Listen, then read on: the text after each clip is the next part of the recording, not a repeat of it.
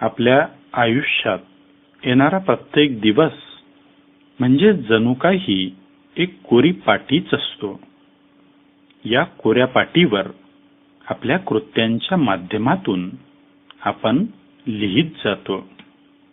जीवनाच्या पाटीवर लिहिताना फार काळजीपूर्वक लिहावे लागते, कारण या पाटीवर एकदा लिहिले की ते खोडता येत नाही, पुसून टाकता येत नाही.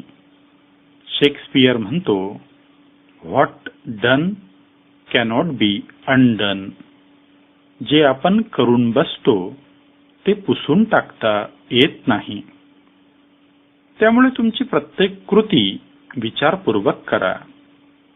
विचारपूर्वक कृती केल्यामुळे तुमच्यावर पश्चातापाची पाळी येत नाही. आयुष्यात तुम्हाला त्याच कृत्यांचा मनस्ताप सहन करावा लागतो जी तुम्ही घाईघाईने आणि विचार न करता केलेली असतात. त्यामुळे अविचारीपणे वागू नका. आधी विचार करा, मगच कृत्य करा, म्हणजे पश्चाताप करण्याची वेळ तुमच्यावर येणार नाही.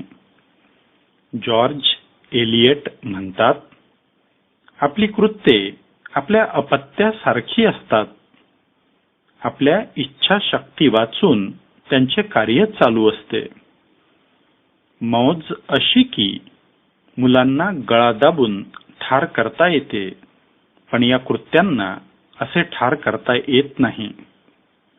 जी कृत्ये तुमच्या हातून एकदा घडतात ती कायमची घडतात. ती परत घेता येत नाही. त्यांना मागेही बोलावता येत नाही.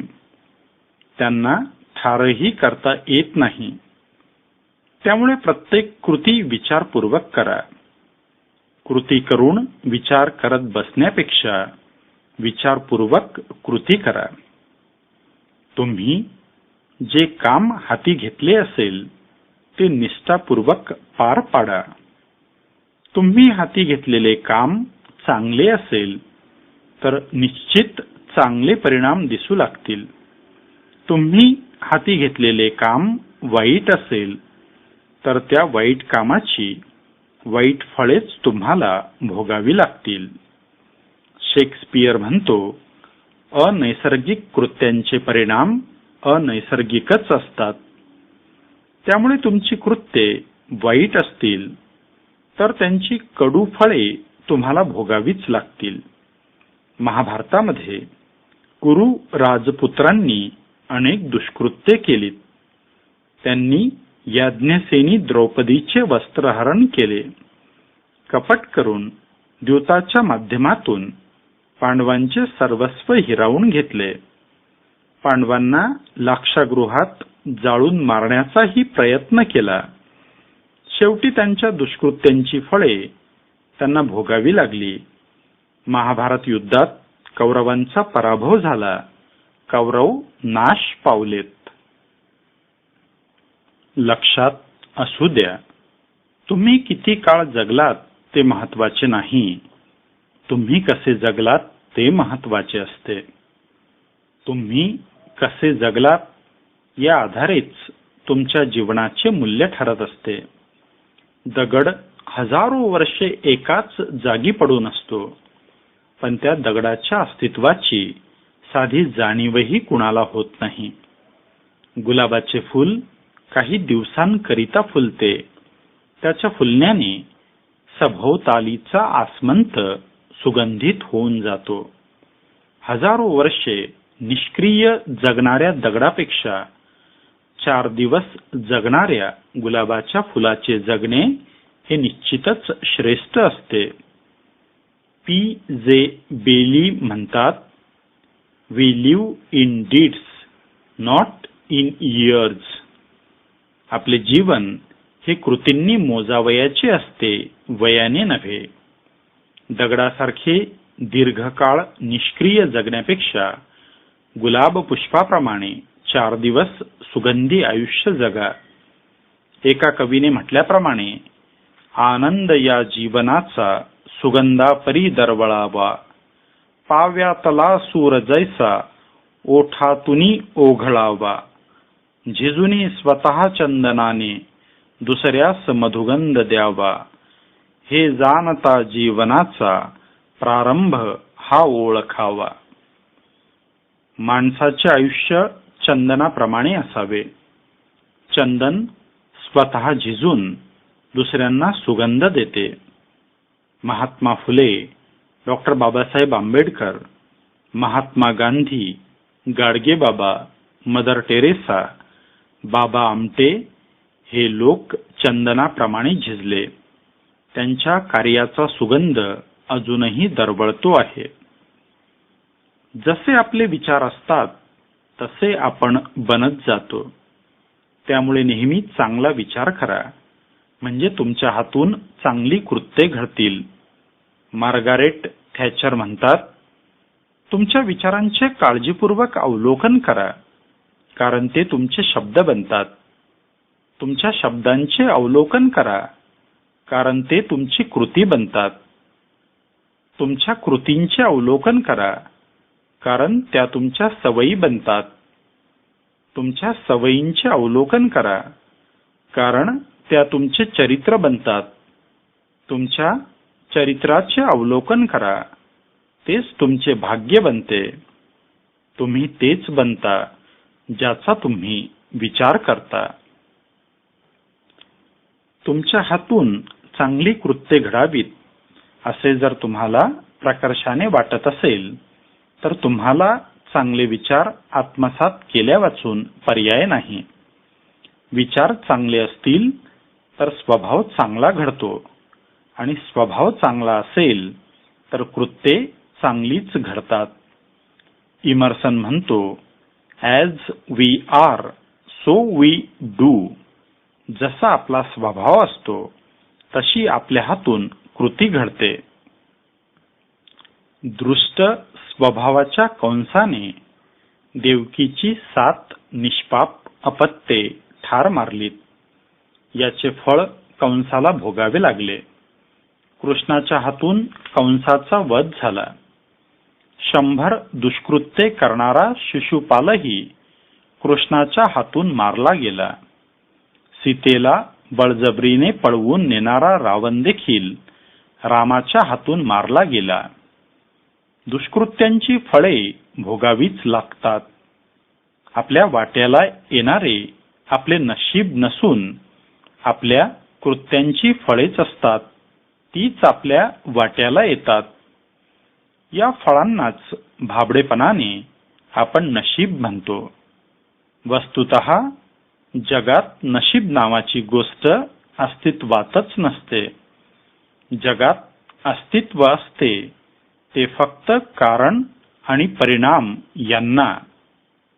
तुमची कृत्ये गोड असतील तर गोड परिणाम तुम्हाला भोगावयास मिळतात. तुमची कृत्ये कडू असतील तर कडू परिणाम तुम्हाला भोगावे लागतात. उगाचच नशिबाच्या नावाने खापर फोडण्यात काहीही अर्थ नसतो. ओवेन मेरेडिथ म्हणतात, आपणच आपल्या नशिबाचे धनी असतो. आपले सारे दैव आपल्या कृत्यांवर अवलंबून असते. त्यामुळे नशिबाला दोष देऊ नका. नशीब नावाची गोष्टच अस्तित्वात नसते. सर्व काही तुमच्या कृत्यांवर अवलंबून असते. तरीही तुम्हाला नशिबावर विश्वास ठेवावयाचा असेल, तुम्हाला चांगले नशीब मिळावे असे वाटत असेल तर तुम्ही चांगली कृत्ये करा, म्हणजे तुमच्या वाट्याला चांगले नशीब येईल. केवळ विचार करत बसू नका. केवळ विचार करणाऱ्या मनुष्याच्या हातून काहीही भव्य दिव्य कार्य घडत नाही. शीलर म्हणतात, जो अति विचार करीत बसतो त्याच्या हातून विशेष असे काहीही घडत नाही. अति विचार करणे ही एक प्रकारची व्याधीच असते. ज्याला ही व्याधी जडते तो कर्तव्यापासून दूर ढकलला जातो. अति विचार करण्यातूनच भयाच्या भावनेचा जन्म होतो. केवळ कल्पना करण्याला काहीही अर्थ नसतो. विचार करणे महत्वाचेच, पण कृती करणे हे त्याहूनही महत्वाचे असते. मनात मोठे मोठे विचार असतील पण कृती शून्य असेल तर तुम्हाला काहीही प्राप्त होणार नाही. चार्ल्स किंगले म्हणतात, केवळ उदात्त गोष्टींची कल्पना करत बसू नका, त्यांना मूर्त स्वरूप द्या. जगाचा इतिहास केवळ विचार करत बसणाऱ्या लोकांनी घडविलेला नसून कृतिशील लोकांनी घडविलेला आहे. ज्या लोकांनी महान कृत्ये केलीत त्यांच्याच गाथा आज इतिहासाच्या पानापानातून झळकताना दिसतात. महात्मा गौतम बुद्ध, सम्राट Ashok, Maharana Pratap, Chhatrapati Shivaji Maharaj, Abraham Lincoln, Napoleon Bonaparte, Mahatma Gandhi ही मंडळी त्यांच्या महान कृत्यांमुळेच इतिहासात अजरामर झालेली आहे. इतिहास केवळ महान विचार करणाऱ्यांची दखल घेत नसतो, इतिहास महान कृत्ये करणाऱ्यांची दखल घेत असतो. सर्व्हंट्स म्हणतो, प्रत्येकाचे जीवन हे त्यांच्या कृतींनी घडविलेले असते. आपण केलेली कृत्ये ही साच्याप्रमाणे असतात. या साच्यातूनच आपले जीवन आकाराला येत असते. सुबक मूर्ती सुबक साच्यातून जन्माला येते. तुमच्या आयुष्याची मूर्ती सुबक घडवावयाची असेल तर तुमच्या कृत्यांचा साचा हा सुबकच असावा लागतो.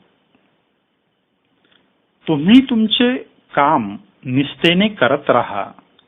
इतरांच्या बोलण्याला बोलण्याने उत्तर देऊ नका.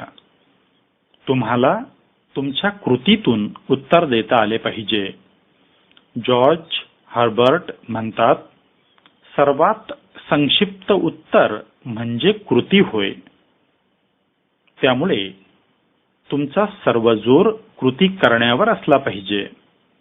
कृती करताना अपेक्षित परिणामांची काळजी करू नका. कर्म करत राहा, फळाची अभिलाषा बाळगू नका, असाच उपदेश भगवद्गीतेने केलेला आहे. कृती केल्यामुळे आपला आत्मविश्वास वृद्धिंगत होतो. प्रत्यक्ष कृती केल्यानेच कोणती गोष्ट कशी करावी ते कळते. जीवनाला सामर्थ्य प्राप्त होते ते कृतीमुळेच. तुमच्या सत्कृत्याचे फळ तुम्हाला मिळाल्या वाचून राहत नाही. चांगले कामे करत राहा. चांगल्या कामांची जाहिरातबाजी करण्याची आवश्यकता नसते. फूल उमलले आहे हे सांगावे लागत नाही, त्याच्या सुगंधावरूनच ते कळते. सूर्य उगवला आहे हे दवंडी देऊन सांगावे लागत नाही, पसरलेली प्रकाश किरणे सूर्य उगवल्याची ग्वाही देत असतात. मार्क्स ऑरेलियस म्हणतो, सज्जन माणूस आपल्या सत्कृत्यांची जाहिरात करत बसत नाही, तर द्राक्षांची वेल जशी नवीन द्राक्षांची निपच करते त्याप्रमाणे सज्जन मनुष्य आणखी सत्कृत्ये करण्यासाठी झटतो. आयुष्याच्या कोऱ्या पाटीवर सत्कृत्यांच्या पेन्सिलीने विचारपूर्वक रेघोट्या ओढा, म्हणजे जीवनाचे सुंदर चित्र आकाराला येईल. राजेश खवले यांच्या आगामी पुस्तकातून. संपर्क 9850345176